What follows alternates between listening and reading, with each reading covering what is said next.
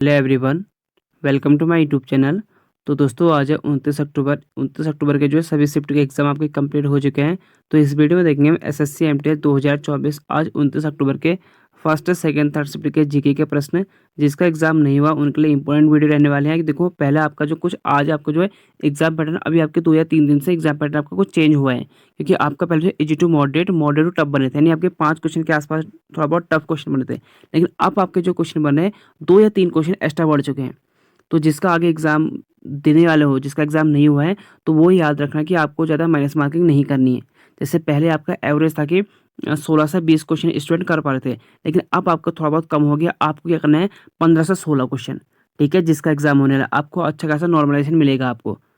तो ये आप ध्यान रखना, ठीक है। आपकी एक्यूरेसी अच्छी होनी चाहिए। अब आपको जो है 15 से 16 क्वेश्चन आप अच्छे से करना, बाकी आप आगे जाने की कोशिश मत करना।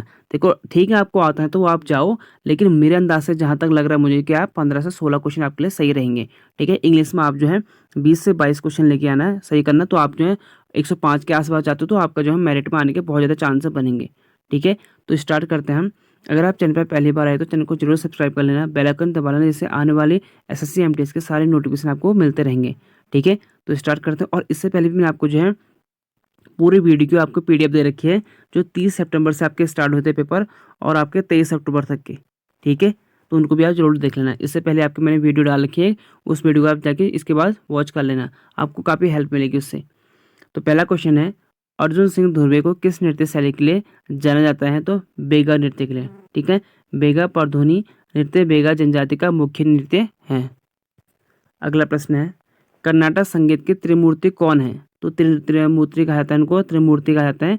त्यागराज, मधुस्वामी दीक्षितार, श्यामा शास्त्री। कर्नाटक संगीत के त्रिमूर्ति, जिसे कर्नाटक संगीत के 3 रत्नों के रूप में भी जाना जाता है। 18वीं शताब्दी में कर्नाटक संगीत के उत्कृष्ट संगीतकारों की तिकड़ी के संदर्भित करता है। त्यागराज, मधुस्वामी दीक्षितार और श्यामा शास्त्री थे। देखो अधिकतर क्वेश्चन आपके प्रीवियस ईयर क्वेश्चन से उठाए गए हैं, यानी प्रीवियस ईयर क्वेश्चन मतलब एसएससी एमटीएस हो गया आपका, एमटीएस, सीएचएसएल, सीजीएल, सीपीयू और आपके एसएससी जीडी, या आपके किसी स्टेट में आरपीएफ कांस्टेबल के हो गए। आरपीएफ एक क्वेश्चन बना था आपके, आरपीएफ एसआई 2019 में क्वेश्चन बना था ना, एक वहाँ से क्वेश्चन बना था। तो अधिकतर क्वेश्चन आपके प्रीवियस ईयर क्वेश्चन से। सपोज आपके 25 क्वेश्चन बने, 25 क्वेश्चन में से 10 क्वेश्चन आपको जो प्रीवियस ईयर क्वेश्चन पूछा रहे, और आपके 5 क्वेश्चन तो खैर मैं कहता हूँ कि आपको डिफिकल्ट होंगे ही होंगे आपके लिए, इतने आसान करने नहीं होंगे जीके के। हाँ, इंग्लिश का अच्छे खासे पेपर बनना, इंग्लिश में आप खींच सकते हो। अगर आपकी इंग्लिश अच्छी है तो इंग्लिश में आप ध्यान देना, नहीं तो आपके जीके में आपके पैटर्न के हिसाब से मुझे लग रहा है कि देखो जनगणना जरूर पढ़ लेना। जनगणना से आपके क्वेश्चन बनना है, स्टार्टिंग के शिफ्ट में आपके नहीं बनने थे, लेकिन अभी आपके जो 21, 22, 23 और आपके 28 और 29 तारीख के शिफ्ट में जनगणना से 2-2 क्वेश्चन बन रहे हैं। जनगणना आपको अच्छे से पढ़ के जानी है, ठीक है। तो पैटर्न के हिसाब से आपको चलना है, इसलिए कहता हूँ कि आप वीडियो को रोज़ देखा करो, जिससे आपके आने वाले आपके एग्जाम में शिफ्ट में आपको हेल्प मिलेगी। तो 2011 की जनगणना के अनुसार भारत की जनसंख्या कितनी थी?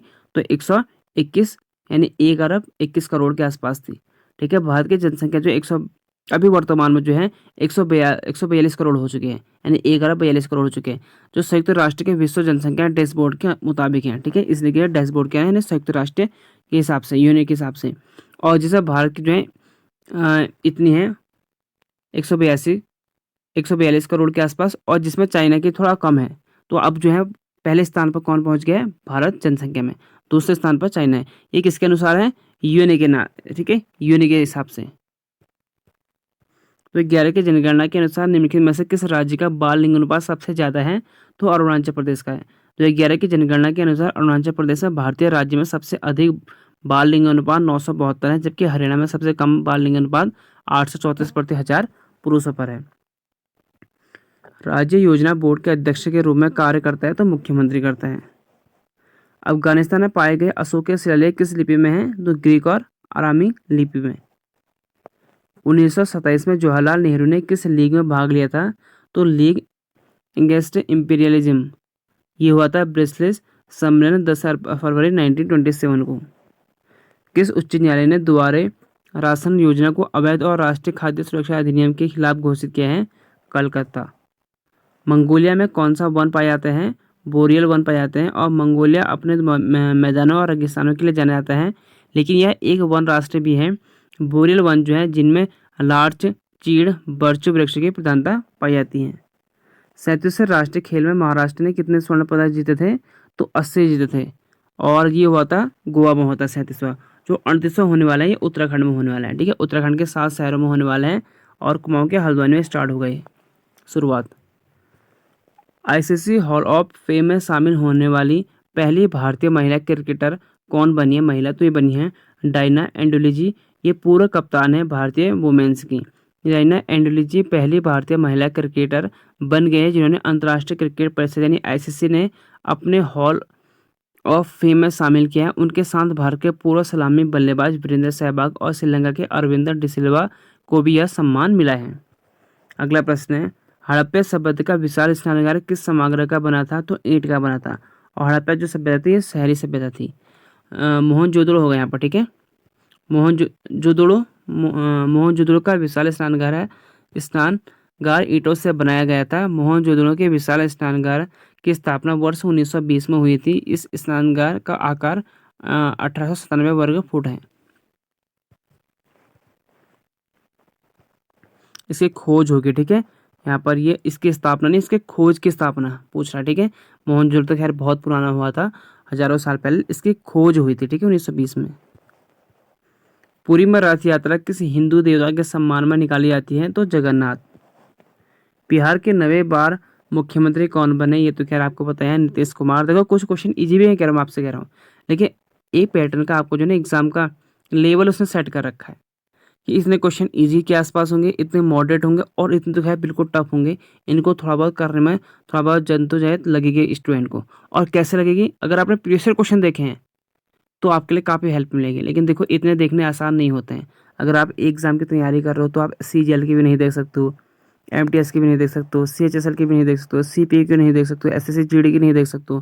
भाई एक साल में कम से कम कितने पेपर होते हैं, कितने शिफ्ट होते हैं, तो उतने कहाँ देखेगा एक स्टूडेंट। लेकिन देखो एग्ज़ाम निकालने के लिए तो देखने तो पड़ता ही है आपको। या तो फिर अपना बिजनेस करो, ये झंझट, ये आपका झमेला ही दूर हो जाएगा। ना आपकी जॉब की टेंशन रहेगी ना कुछ रहेगा। या तो आपको पढ़ना पड़ेगा तो फिर पूरा ही पढ़ना पड़ेगा। ये एक कॉम्पिटेटिव एग्जाम में आपको पता है कि 48 लाख जिन्होंने फॉर्म भरा के 39 लाख यहाँ नहीं होते हैं। आप सोच सकते हो आप। लॉर्ड रिपन ने और देखो नीतीश कुमार एक ऐसे मुख्यमंत्री है ना जो खुद इस्तीफा देते हैं और खुद मुख्यमंत्री बनते हैं। ये नीतीश कुमार है, अपना इस्तीफा देंगे, अपना ही मुख्यमंत्री बनेंगे। लॉर्ड रिपन ने मजदूरों के लिए कौन सा अधिनियम शुरू किया था? 1881 का कारखाना अधिनियम। और इसमें था आपका लॉर्ड रिपन को प्रथम फैक्ट्री अधिनियम 1881 के अधिनियम के श्रेय दिया गया है, जिसमें बाल रोजगार को विनियमित करने के प्रावधान थे। अधिनियमित में 7 साल से कम उम्र के बच्चों को काम करने और 12 साल से कम उम्र के बच्चों के लिए काम करने के घंटे सीमित थे। इस अधिनियम ने कार्य अवधि के दौरान 1 घंटे के विराम और रोजगार के लिए 4 मासिक अवकाश का भी प्रदान किया गया। देखो कहते हैं ना कि अंग्रेज ने भारत को लूटा, भले उन्होंने लूट के ले गया लेकिन उन्होंने एक सिस्टमेटिक वे चलाया। नहीं तो आज भी, नहीं तो लड़ाई चल रही होती, यहाँ से वो युद्ध कर रहा होता, वहाँ से वो वॉर चल रहा होता, वहाँ से अभी उसने हंगामा मतलब उसने वहाँ से हमला कर दिया होता। लेकिन जब अंग्रेज आए उन्होंने एक सिस्टमेटिक वे चलाया कि ये होगा फिर कोर्ट होगा, धीरे धीरे धीरे परिवर्तन हुए। और उनके आज भी उनकी जो बिल्डिंग बनी है ना जैसे कि तैसी हैं, क्योंकि वो जब अपना काम करते ऐसा करते थे कि उनको मतलब वो जो बिल्डिंग बनाते थे या रोड बनाते थे ऐसे बनाते कि दोबारा वो काम करना ना पड़े। लेकिन आज देख लो, अगर एक बार अगर जैसे रास्ता ही बनता होगा तो एक बरसात नहीं टिकती हो। तो ये चीज़ें भले ही उन्होंने लूट के गए, हम ये नहीं कह रहा हूँ कि उन्होंने कुछ अच्छा काम किया, लेकिन उन्होंने एक सिस्टमेटिक वे चलाया कि कोड बनाए उन्होंने, हर कुछ किया। हाँ ये तो देखो उन्होंने बीच में नरसंहार किया था, ये हम मानते हैं। लेकिन अब देखो कुछ चीज़ उनकी पॉजिटिव भी थी और नेगेटिव भी थी, दो की दो चीज़ थी। ठीक है, अगला है लॉर्ड रिपन। वॉइसरॉय को लोकप्रिय वॉइसरॉय के रूप में जाना जाता था। 1881 में रिपन द्वारा भारत में पहली आधिकारिक जनगणना इसके द्वारा ही की गई थी। लेकिन अभी तो खैर अब मोदी सरकार जब से इन्होंने 2025 में अब होने वाली है, अब वो कह रहे हैं कि हर 10 साल बाद होगी। लेकिन आप 25 के बाद 35 में होगी, फिर आपकी 45 में होगी। यानी धीरे धीरे जो अंग्रेजों ने कर रखा है उसे हटा रहे हैं आप। ठीक है, अब आपके 25 में होने वाली है जनगणना, फिर उसके बाद होगी आपकी 2035 में। 1882 में रिपन द्वारा हंटर कमीशन की नियुक्ति की गई थी। वह 1882 में स्थानीय स्वसरकारी अधिनियम के पिता के रूप में भी प्रसिद्ध थे। 1888 में वर्कप्लेस प्रेस एक्ट को निरस्त किया गया था इन्होंने। शैक्षिक सुधारों के लिए 1882 में रिपन द्वारा हंटर कमीशन की नियुक्ति की गई थी। हंटर कमीशन किससे थे? शिक्षा से संबंधित थी। ठीक है, और 1883 में एल्बर्ट बिल कंट्रोवर्सी के समय वॉइस रॉय थे। एल्बर्ट बिल कब आए थे? 1883। ये सारे क्वेश्चन बनते हैं आपके एग्जाम में। जैसे आपके हो गए स्थानीय स्व सरकारी अधिनियम के पिता किसे कहते हैं? लॉर्ड रिपन को। हंटर कमीशन लॉर्ड रिपन के टाइम में। तो ये सभी इंपॉर्टेंट हैं। वॉइस रॉय ने सिविल सेवा की आयु सीमा 19 से बढ़ाकर 21 वर्ष कर दी थी। अगला आप है 29 अक्टूबर के सेकेंड शिफ्ट में। ठीक है, पहला वेदांतम सत्यनारायण शर्मा के शास्त्रीय नृत्य शैली के लिए जाने जाते हैं कुचिपुड़ी। देखो शास्त्रीय नृत्य से आपको जितने मिलते हैं ये मैं आपको बार बार करा चुका हूँ। आप मेरे जो इससे पुरानी वीडियो है उनको देखना, मैं रोज क्या उनको डालूँ। तो मैंने आपको कम से कम मैंने आपको पीडीएफ भी दे रखी है, उसको अच्छे से पढ़ लो करके। इसलिए कहता हूँ कि आप वीडियो को रोज़ फॉलो करो, जिससे आपके आने वाले एग्जाम आपको हेल्प मिलेगी। आपको क्या करना है, शास्त्रीय नृत्य जो 8 शास्त्रीय नृत्य है सभी को जान लेना आपको, और उनसे संबंधित व्यक्ति, और मैंने आपको सब करा रखे हैं। हीरालाल समरिया किस पद पर है? तो ये केंद्रीय सूचना आयोग के पद पर है अभी। महिला एशियाई हॉकी चैंपियनशिप ट्रॉफी 2023 का शुभ अंकन क्या था? तो जूही। द साड़ी शॉप उपन्यास के लेखक कौन है? रूपा बाजवा। महिला आरक्षण बिल 2023 कब आया था? तो 19 सितंबर 2023 को आया था। ये 128वां संविधान संशोधन विधेयक था। विधेयक कितना था? 128वां। और संशोधन अधिनियम था, एक्ट था ये 106वें कॉन्स्टिट्यूशनल अमेंडमेंट एक्ट 2023। और अभी तक टोटल जो हमारे 106 संविधान संशोधन अधिनियम हो चुके हैं 1951 से। इसकी मैं बहुत जल्दी आपको एक वीडियो दे के आऊँगा 1951 से लेकर, एक मैंने करा रखी है, दोबारा आपको मैं अपडेट करा दूंगा 1951 से 2023 तक की मैंने आपको उसमें सब आपको बहुत जल्दी इसके वीडियो में अपलोड कर दूंगा। ठीक है, इनसे भी क्वेश्चन बनते हैं आपके एग्जाम में। बिंदुसार मौर्य कब शासक बना था? तो 297 ईसा पूर्व से 2273 ईसा पूर्व तक। देखो ये पीछे इसलिए आ रहा है क्योंकि ईसा पूर्व है। ठीक है, यहाँ पर कन्फ्यूजन मत होना, ईसा पूर्व यानी ईसा पूर्व कहेगा तो पीछे की तरह आएगा। अगर इस भी कहेगा तो ये फिर आपका फिर आगे को जाएगा। जैसे आपका अगर ईसा पूर्व कहेगा तो 297 से पीछे को आएगा। अगर इस भी कहेगा, सिर्फ इस भी कहेगा, तो आपका जो 297 से आगे को जाएगा। ठीक है, इसमें कन्फ्यूज मत होना ईसवी और ईसा पूर्व में। लाल बाग फ्लावर शो कहाँ आयोजित किया जाता है? बेंगलुरु के लाल बाग बॉटनिकल गार्डन में। साइक्लोहेक्सन किस प्रकार का यौगिक है? संतृप्त कार्बनिक यौगिक है। पंडित रामनारायण किस वाद्य यंत्र से संबंधित थे? तो सारंगी से। कुछ इंपोर्टेंट और भी देख लो। बांसुरी वादक जो है हरिप्रसाद चौरसिया है। संतूर संगीतक जो है पंडित शिव कुमार शर्मा है। तबला उस्ताद जाकिर हुसैन। ये अपने अपने फील्ड के सबसे बेस्ट हैं, इनसे क्वेश्चन आगे बन सकते हैं, और बने भी आपके हरिप्रसाद चौरसिया बन चुके हैं। सरोज संगीतकार अमजद अली खान। शहनाई संगीतकार बिस्मिल्लाह खान। सितार वादक पंडित रविशंकर। सारंगी पंडित रामनारायण, देखो बन चुका है आपके एग्जाम आज के। रुद्र वीणा उस्ताद असद अली खान। मृदगम रामनाथ वीर राघवन। और खटम ये आपके एग्जाम में भी बन चुके हैं, ये 2 बार बन चुका है वाला क्वेश्चन। फिल्म दामनी में कौन सी अभिनेत्री हैं? तो मीनाक्षी। नरोरा परमाणु ऊर्जा केंद्र किस जिले में स्थित है? उत्तर प्रदेश के बुलंदशहर में। ये आपको बाई ऑप्शन द्वारा करना था। इसमें निम्नलिखित में से कौन भारत में सूक्ष्म वित्तीय संस्थानों का मूल सिद्धांत नहीं है, पूछा गया था। ये आपको बाई ऑप्शन द्वारा करने थे। तो देखो ऋण की एक बड़ी राशि जो होती है भारत में सूक्ष्म वित्तीय संस्थानों का मूल सिद्धांत नहीं होती है। ठीक है, ये आई थी, मुझे लगता है कि ये आपके ऑप्शन में होगा। माइक्रो फाइनेंस संस्थानों के कार्य होते हैं माइक्रो इकोनॉमी स्थिरता बनाए रखें, ब्याज दर की सीमा से बचें, सतत सब्सिडी के साथ बाजार में विकृत करने से बचना चाहिए, उच्च अपराधी ऋण कार्यक्रम होते हैं। अगला है मंगला तेल क्षेत्र राजस्थान में कहाँ स्थित है? बाड़मेर में। नीति आयोग की रिपोर्ट 2021 बहुआयामी गरीबी सूचकांक में सबसे गरीब केंद्र शासित प्रदेश कौन सा? ये इससे पहले भी आपके एग्जाम बन चुके हैं MTS 2024 के 1 शिफ्ट में। तो पुडुचेरी और राज्य बिहार, ये 2 के 2 बन चुके हैं, राज्य बिहार है। थियोसॉफिकल सोसाइटी की स्थापना कहाँ की गई थी? 1875 में की गई थी, संयुक्त राज्य अमेरिका के न्यूयॉर्क शहर में। कब की गई थी पूछा गया था। देखो स्थापना कहाँ की गई पूछा गया था, तो न्यूयॉर्क के शहर में की गई थी। और कब की गई थी? 1875 में। 29 अक्टूबर के थर्ड शिफ्ट में माडू का जहाज महल किसके द्वारा बनवाया गया था? सुल्तान गयासुद्दीन खिलजी के द्वारा। यह पानी में तैरते जहाज के रूप में दिखाई देता है। यह मध्य प्रदेश के धार जिले में स्थित है। किस कुचिपुड़ी डांसर को 2022 में पद्मश्री मिला?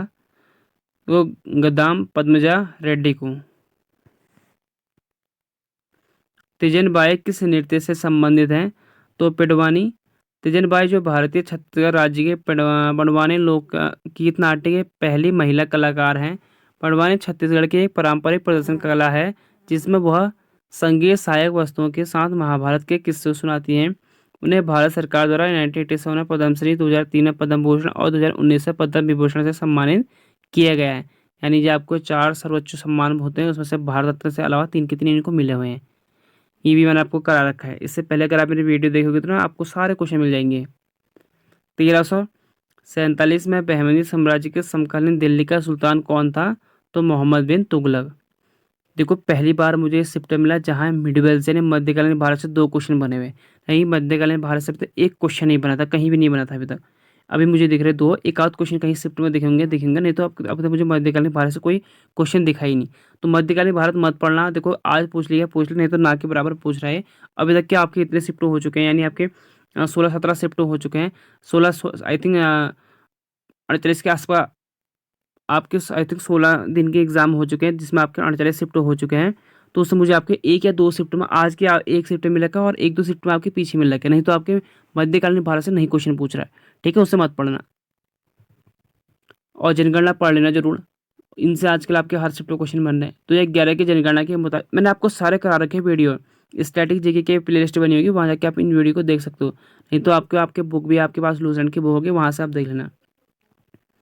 तो ये 11 की जनगणना के मुताबिक सबसे ज़्यादा लिंग अनुपात किस केंद्र शासित प्रदेश का है? तो सबसे ज़्यादा जो है केंद्र शासित प्रदेश में पुडुचेरी, और वैसे ओवरऑल पूछेगा भारत का है केरल में है लिंग अनुपात 1084 है सबसे ज़्यादा। हरियाणा का सबसे कम है 879।